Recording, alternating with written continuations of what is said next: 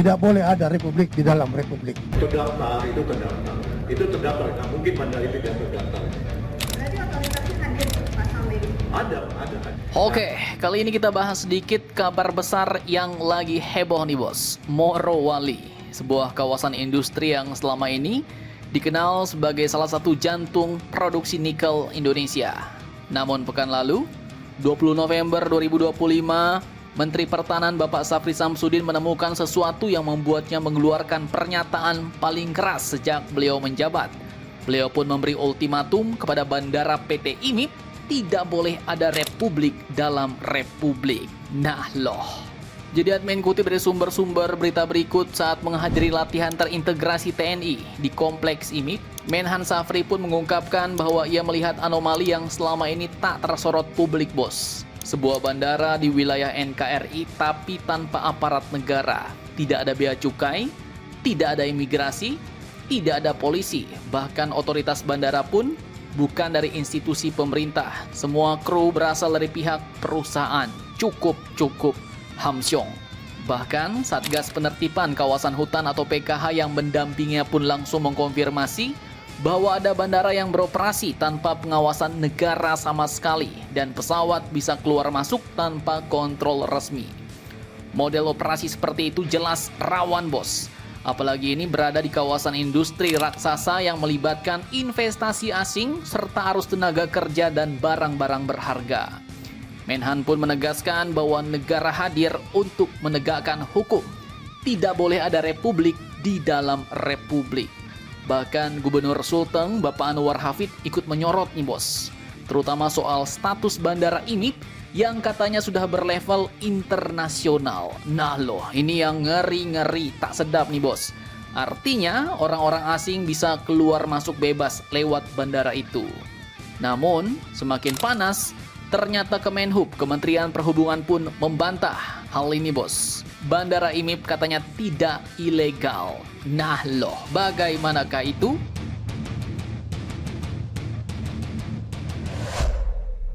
Oke, jadi setelah munculnya sorotan keras Menhan, publik pun mempertanyakan status bandara IMIP nih. Banyak yang bertanya-tanya, termasuk Mimin ya kan? Apakah benar bandara itu ilegal? Apakah benar negara tidak punya akses?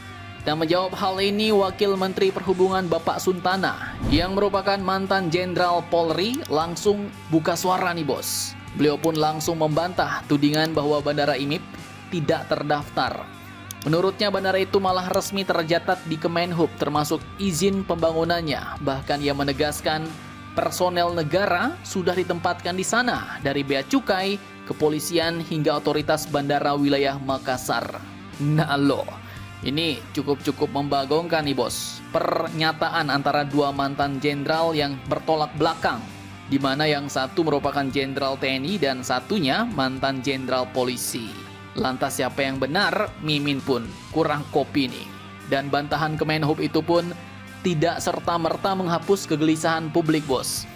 Beberapa anggota DPR tetap menyoroti fakta bahwa sebelumnya tidak ada aparat yang bisa masuk ke area bandara. Dan semua aktivitas hampir sepenuhnya dikelola internal perusahaan. PT IMIP melalui humasnya pun memberikan klarifikasi nih bos. Mereka mengatakan bahwa operasional bandara sudah sesuai dengan Undang-Undang Nomor 1 Tahun 2009 tentang penerbangan yang memang mengizinkan swasta membangun bandara khusus asalkan mendapat izin. Artinya secara legal mereka benar sih bos. Tapi sekarang persoalannya bukan sekedar legal atau tidaknya. Persoalannya adalah pengawasan. Dan inilah yang menjadi fokus Menhan, yaitu keamanan, kontrol negara, serta kedaulatan negara. Yang sepertinya admin lihat ada bau oknum-oknum mafia dan kartel-kartel nikel nih bos. Dan melihat hal ini pihak TNI pun langsung merespon. Pasukan-pasukan pun dikerahkan, bahkan ada tambang yang telah disita. Nah, bagaimanakah itu?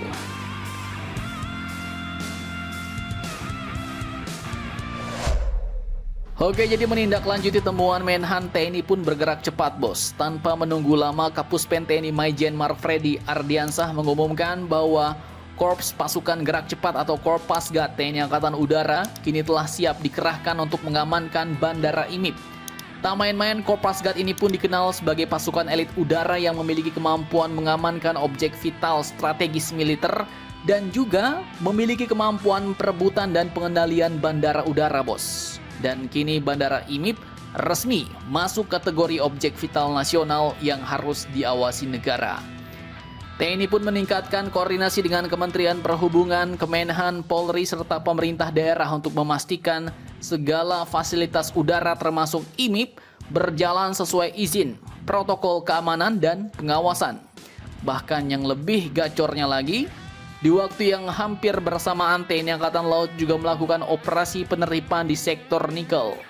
Kapal perang KRI Bung Hatta 370 pun baru-baru ini telah mengamankan 2 kapal pengangkut nikel tujuan IMIP, bos, yang terindikasi melakukan berbagai pelanggaran, yaitu katanya berangkat dari jeti atau dermaga yang disegel KKP, tidak punya SPOG, nahkoda tidak berada di tempat saat olah gerak, hingga tidak membawa dokumen muatan lengkap.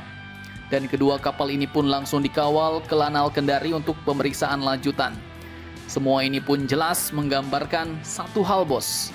Setelah temuan Menhan, otoritas negara pun kini langsung turun tangan secara total. Dan tak main-main, juga ada tambang besar yang baru-baru ini disita. Nah, tambang manakah itu?